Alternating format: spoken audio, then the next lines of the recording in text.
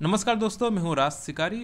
आज मैं आपके लिए 2004 की सुपरहिट फिल्म एंकरमैन का पहला हिस्सा लेके आया हूँ। ये जो फिल्म है ये मीडिया पे आधारित है और एक कॉमेडी फिल्म है। इसमें बताया गया है कि मीडिया में कैसे कंपटीशन होता है, कैसे लड़ाइयाँ होती है, कैसे एक दूसरे को निकाला जाता है, कैसे दूसरे को प्रमोशन मिलता है। इस पर पूरी की पूरी फिल्म आधारित है और एक कॉमेडी फिल्म है। तो आज हम इसका पहला हिस्सा एक्सप्लेन करेंगे और इसके बाद मैं दूसरा हिस्सा भी एक्सप्लेन करूँगा कुछ दिनों के बाद। तो इसलिए आप चैनल को जरूर सब्सक्राइब कर दें।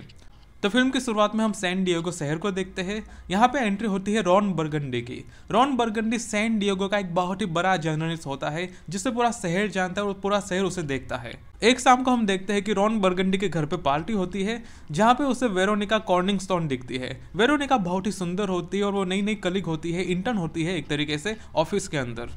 अगले दिन जब वेरोनिका ऑफिस आती है तो सभी लौंडे उसके ऊपर चांस मारना शुरू कर देते हैं। एक जो एंकर होता है वो पेन लेने के बहाने उसकी छाती को छू लेता है, मगर बदले में जो वेरोनिका होती है वो ढूंसा मार के उसके अंडे फोड़ देती है। वहीं दूसरी तरफ हम देखते हैं कि जो दूसरा एंकर होता है वो उसे इंप्रेस करने के लिए बहुत सारा परफ्यूम लगा देता है, मगर वो परफ्यूम में से केमिकल की बदबू आ रही होती है जिसके चलते आखिर में उसे पानी से साफ करना पड़ा। जिसके बाद हम देखते हैं कि जो तीसरा एंकर होता है वो उसे पूछता है कि क्या तुम पार्टी में चलोगी, मगर वेरोनिका साफ साफ उसे मना कर देती है कि मुझे पार्टी में नहीं आना।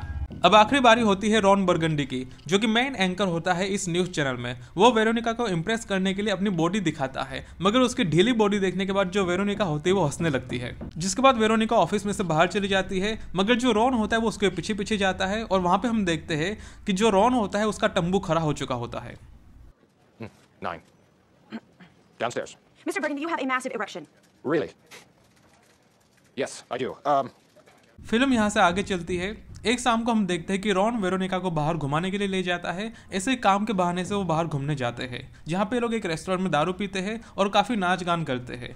जिसके बाद रॉन और वेरोनिका का रिलेशनशिप यहाँ पे शुरू हो जाता है। मगर अगले दिन जो रॉन होता है वो पूरे ऑफिस में हल्ला मचा देता है कि वो सेक्स करके आया है वेरोनिका के साथ। Veronica Corningstone and I had sex, and now we are in love!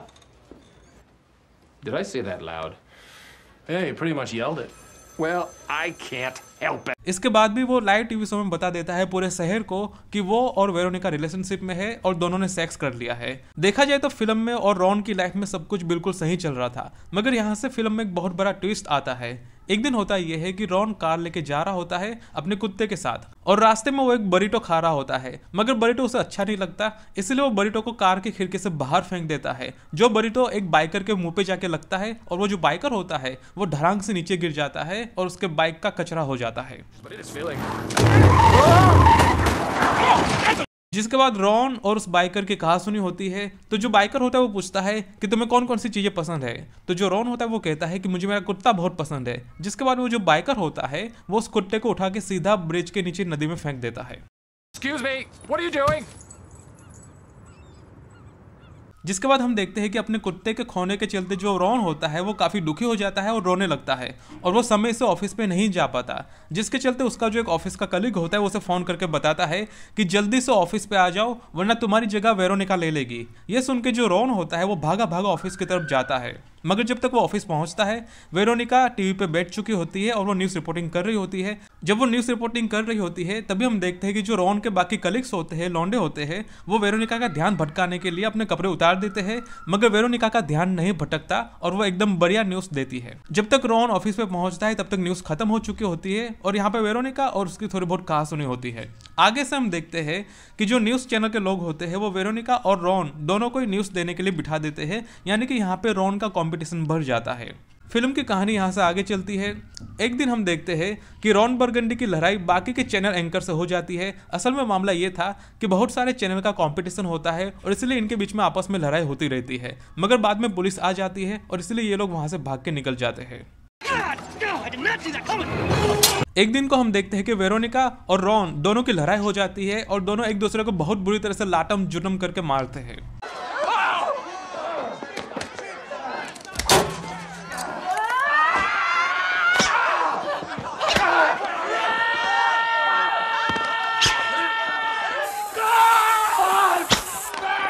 जिसका बदला लेने के लिए जो वेरोनिका होती है वो रॉन की स्क्रिप्ट में एफ वर्ड डाल देती है, FU सैन डिएगो, यानी कि पूरे शहर को गाली देने के लिए वो लाइन डाल दी जाती है। तो जो रॉन होता है वो बिना सोचे समझे उस लाइन को पढ़ लेता है और पूरे शहर को गाली दे देता है। I will have you know that I have more talent and more intelligence in my little finger than you do in your entire body, sir. You are a smelly pirate hooker. You look like a blueberry. जिसके बाद जो शहर के लोग होते हैं वो उस पर पागल हो जाते हैं और ऑफिस के बाहर धरना प्रदर्शन करने लगते हैं, जिसके चलते जो चैनल के लोग होते हैं वो रॉन को नौकरी में से निकाल देते हैं क्योंकि उसने एफ वर्ड यूज किया था, FU सैन डिएगो, जिसके चलते रॉन की नौकरी चली जाती है। यहाँ पे हम देखते हैं कि शहर में जितने भी छोटे बड़े बच्चे और बूढ़े होते हैं सभी लोग रॉन को बुरा भला सुनाते हैं और उसका अपमान करते हैं। Please, You are an awful man. You are truly a disappointment with all the burgundy. दूसरी तरफ हम देखते हैं कि रॉन को ऑफिस में से चले जाने के बाद जो वेरोनिका होती है वो मेन एंकर बन जाती है न्यूज़ चैनल की, क्योंकि वो बहुत ही सुंदर थी और उसे न्यूज़ बोलने में बहुत ही एक्सपर्टीज थी, इसलिए न्यूज़ वाले उसे मेन एंकर बना देते हैं। दूसरी तरफ हम देखते हैं कि जो रॉन होता है वो भिखारी बन चुका होता है क्योंकि वो नौकरी में से निकल चुका था, उसकी आर्थिक हालत काफ़ी टाइट थी। एक दिन होता यह है कि उसके दोस्त उसे रास्ते में मिलते हैं मगर वो भी उसे नहीं पहचान पाते, जिसके बाद कहानी यहाँ से आगे चलती है। एक दिन होता यह है कि एक प्राणी संग्रहालय में एक पांडा बच्चे को जन्म दे रहा होता है, तो सभी मीडिया वाले वहाँ पे रिपोर्टिंग करने के लिए जाते हैं बच्चे को जन्म देता हुआ दिखाने के लिए। तभी वहाँ पे एक जो दूसरी चैनल का एंकर होता है वो वेरोनिका को भालू के पिंजरे में गिरा देता है जिससे कि वो रिपोर्टिंग कर सके, यानी कि वेरोनिका भालू के पिंजरे में गिर चुकी है इसलिए वो न्यूज़ रिपोर्टिंग नहीं कर पाती। तो जो न्यूज़ चैनल के लोग होते हैं वो वेरोनिका को छोड़ के रॉन को बुला लेते हैं काम पे।